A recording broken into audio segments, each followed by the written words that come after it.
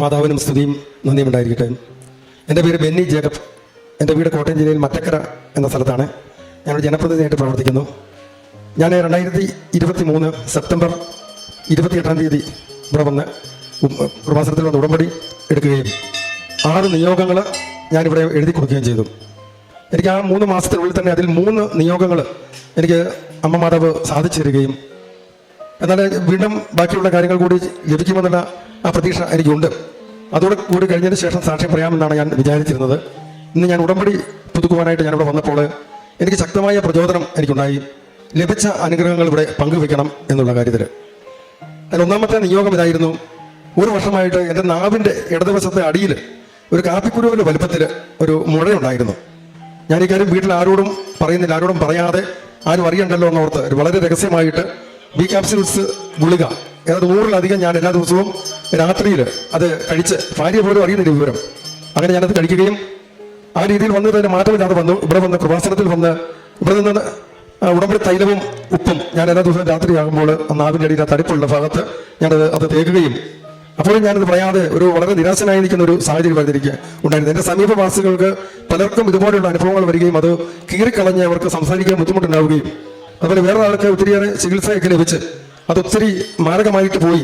അദ്ദേഹത്തിന് പല ആശുപത്രിയിൽ പോയിട്ട് അദ്ദേഹത്തിന് അത് സുഖപ്പെടാതിരുന്ന സമയത്തൊക്കെ ഞാൻ അവിടെ ചെന്ന് ഒന്നും അറിയാത്ത രീതിയിൽ സംസാരിക്കുമായിരുന്നു. എങ്ങനെയുണ്ട്, ഇത് എങ്ങനെയാണ്, ഏതാശുപത്രിയിലാണ് പോയത്, എനിക്ക് ഈ ആശുപത്രിയിൽ പോകണമെങ്കിൽ അവിടെ പോകണമല്ലോ എന്നോർത്ത് ഞാനിങ്ങനെ ചോദിക്കുമായിരുന്നു. അദ്ദേഹം 6 മാസം മുമ്പ് അദ്ദേഹം അതിൻ്റെ കാഠിന്യം മൂലം മരിച്ചു പോവുകയും ചെയ്തപ്പോൾ എനിക്ക് ആശങ്ക വളരെ കൂടുതലായി.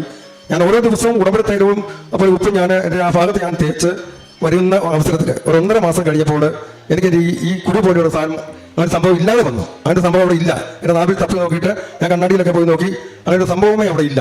അമ്മ മാതാവ് വന്ന് എന്നെ തൊട്ട് സുഖപ്പെടുത്തി എന്നെ അനുഗ്രഹിച്ച സംഭവം. അന്നാണ് ഞാൻ എൻ്റെ ജീവിത പങ്കാളിയോട് പറയുന്നത് ഇതുപോലെ ഒരു സംഭവം ഉണ്ടായിരുന്നു. ഇത് ഞാൻ പലയിടത്തും സാക്ഷ്യപ്പെടുത്തി. ഇതുപോലെയുള്ള അവസരമുള്ള ആളുകളോട് ഞാൻ പറഞ്ഞു കൃപാസനത്തിൽ പോയി പ്രാർത്ഥിച്ചാൽ തീർച്ചയായും സാധിച്ചു കിട്ടും എന്ന് പറയുകയും ഉണ്ടായി. അതായത് അമ്മ മാതാവിൻ്റെ കനിവ് കൊണ്ട് എനിക്ക് എൻ്റെ അത് ഇപ്പോൾ ഒരു 6 മാസമായിട്ട് എനിക്ക് സംഭവമേ ഇല്ല. അങ്ങനെ ഒരു രീതിയിലൊരു അത്ഭുതം എനിക്ക് സംഭവിച്ചു. അതുപോലെ രണ്ടാമത്തെ കാര്യം എൻ്റെ ഇളയ പെങ്ങൾ സിസ്റ്ററാണ്. സിസ്റ്റർ മണിപ്പൂർ അവിടെ ഒരു സ്കൂളിൻ്റെ HM ആയിട്ട് പ്രവർത്തിച്ചു വരവേ അതികഠിനമായിട്ടുള്ള വയറ്റുവേദനയും ഗ്യാസും എല്ലാം ഉണ്ടായിക്കൊണ്ട് അങ്ങനെ ഒരു സാഹചര്യം വന്നപ്പോൾ വയറൊക്കെ വീർത്ത് നിൽക്കുന്ന സാഹചര്യം അവിടെ ഒരു ഡോക്ടറെ ഏറ്റവും വലിയ ആശുപത്രിയിൽ ഒരു ഡോക്ടറെ കാണുകയും അവിടെ ചികിത്സിക്കാനായിട്ട് ചെല്ലുകയും ചെയ്തപ്പോൾ അത് സ്കാൻ ചെയ്തപ്പോൾ ക്യാൻസറിൻ്റെ 3ാം ഘട്ടമാണ്. 3ാം ഘട്ടത്തിൽ നിൽക്കുന്ന ഒരു സാഹചര്യത്തിൽ അവിടെ നിന്ന് നാട്ടിലേക്ക് പോരുവാനായിട്ട് ഞങ്ങളെല്ലാം പറയുകയും അതനുസരിച്ച് അപ്പോൾ ട്രെയിൻ ടിക്കറ്റ് ബുക്ക് ചെയ്യുകയെല്ലാം ചെയ്തപ്പോൾ അപ്പോൾ വീണ്ടും ഓരോ ദിവസവും ഈ വയറ് വീർത്ത് വരികയാണ്. അത് കാഠിന്യമായിട്ട് വയറ് പൊട്ടുന്നത് പോലെ ഉള്ള അവസരമുണ്ടെന്ന് പറഞ്ഞു. ഞാൻ എൻ്റെ മകൾക്ക് വേണ്ടി ഞാൻ നിയോഗം വെച്ചു. ആ നിയോഗം വെച്ചതിന് ശേഷം അവിടെ നിന്ന് മണിപ്പൂരിൽ നിന്ന് ഫ്ലൈറ്റിൽ നെടുമ്പാശ്ശേരി വന്നു. നെടുമ്പാശ്ശേരി ഞങ്ങൾ കൂട്ടിക്കൊണ്ട് വീട്ടിൽ വന്ന് അന്ന് ആ സമയം തന്നെ ഞങ്ങൾ കാരിത്താസിലെ ഓൺകോളജി ഡിപ്പാർട്ട്മെന്റിൽ അവിടെ ബുക്ക് ചെയ്യുകയും അതിന്റെ പിറ്റേ ദിവസം തന്നെ ഓപ്പറേഷൻ നടത്തി 4.5 കിലോയുള്ള ഒരു മുഴ അതിൽ നിന്ന് മാറ്റം ചെയ്യപ്പെട്ടു. അതിനുശേഷം ക്യാൻസറിന്റെ ട്രീറ്റ്മെന്റ് തുടങ്ങി.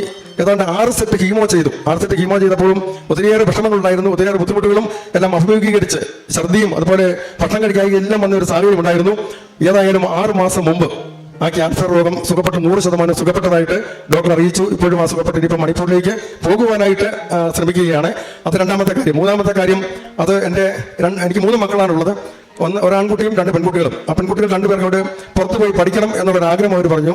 അവർ BCom കഴിഞ്ഞിട്ട് പുറത്ത് ഓസ്ട്രേലിയയിലേക്ക് പോകാനായിട്ടുള്ള എല്ലാ പേപ്പറുകളും എല്ലാം ശരിയാക്കി. BCom ആയതുകൊണ്ട് അവർക്ക് അക്കൗണ്ടിങ്ങിന്റെ ഒരു രീതിയിലുള്ള ഒരു കോഴ്സേ അവിടെ കിട്ടുകയുള്ളൂ. എന്തായാലും അങ്ങോട്ടും ചെല്ലുവാനായിട്ടുള്ള അവസരം ഉണ്ടാകുമല്ലോ എന്നോട് 2 പേർക്കും വലിയ ബുദ്ധിമുട്ടൊന്നുമില്ലാതെ തന്നെ അവർക്ക് ഓസ്ട്രേലിയയിലേക്ക് ചെല്ലുവാനായിട്ട് സാധിച്ചു. അവിടെ ചെന്നപ്പോൾ അവർക്ക് ലഭിച്ച കോഴ്സ് 2 പേർക്കും ലഭിച്ച കോഴ്സ് വളരെ ബുദ്ധിമുട്ടുള്ള ഒരു കോഴ്സാണ്. പഠിക്കാൻ ബുദ്ധിമുട്ടാണ്, ജോലി സാധ്യതയില്ല. കൃപാസനത്തിൽ ആ കാര്യവും വെച്ച് പ്രാർത്ഥിച്ചു, നിയോഗം വെച്ച് പ്രാർത്ഥിച്ചു. അങ്ങനെ പ്രാർത്ഥിച്ചതിലൂടെ ഇവർക്ക് അപ്രതീക്ഷിതമായിട്ട് ഇവർക്ക് 2 പേർക്കും കോഴ്സ് മാറുവാൻ, ഒരാൾക്ക് 6 മാസം മുമ്പും ഒരാൾക്ക് 6 മാസം ശേഷവുമായിട്ട് MSW നല്ലൊരു കോഴ്സ് അവർക്ക് ലഭിക്കുകയും ഒരു യൂണിവേഴ്സിറ്റിയിൽ ഒരു കോളേജിൽ ഒരു റൂമിലാണ് അവിടെ താമസിക്കുന്നത്. അത്തരം സൗകര്യങ്ങൾ മാതാവ് ചെയ്തു കൊടുത്തു. മാതാവിനോട് നന്ദിയും ഒക്കെ അറിയിക്കുകയാണ്. അപ്പോൾ എൻ്റെ പ്രേക്ഷക പ്രവർത്തനം എന്ന് പറഞ്ഞാൽ ഞാനൊരു ഗ്രാമപഞ്ചായത്തിന്റെ വൈസ് പ്രസിഡന്റ് എന്ന നിലയിൽ എനിക്ക് ആ പ്രദേശത്തുള്ള ആളുകൾക്ക് ചെയ്യാവുന്ന എല്ലാ കാര്യങ്ങളും ചെയ്തു കൊടുക്കുവാനായിട്ട് ഒരു പ്രതിഫലവുമില്ലാതെ ചെയ്തു കൊടുക്കാനായിട്ട് വളരെ തൽപരനായിട്ട് പ്രവർത്തിക്കുന്നു. ഒരു സൺഡേ സ്കൂളിന്റെ ഹെഡ് മാസ്റ്റർ എന്ന നിലയിൽ അവിടെ വരുന്ന അധ്യാപകരോടുമെല്ലാം ഈ കൃപാസനത്തിലെ കാര്യങ്ങൾ പറയുകയും അവർക്ക് പത്രങ്ങൾ അവർക്ക് കൊടുക്കുകയും ഓരോ മുതിർന്ന കുട്ടികൾക്ക് കൊടുക്കുകയും ചെയ്തുകൊണ്ടുള്ള പ്രേക്ഷക പ്രവർത്തനം നടത്തിക്കൊണ്ട് പോവുകയാണ്. രോഗികൾക്ക് രോഗി സഹായം കൊടുക്കുവാനും ഞാൻ ഉത്സുകനാണ്. ഈ രീതിയിലുള്ള പ്രവർത്തനങ്ങൾ എനിക്ക് പ്രചോദനം നൽകിയത് അമ്മ മാതാവാണ്. അമ്മ മാതാവിന്റെ ഈ വലിയ കാരുണ്യത്തിന്, ഈ വലിയ കൃപകൾക്ക് നന്ദി അർപ്പിക്കുന്നു.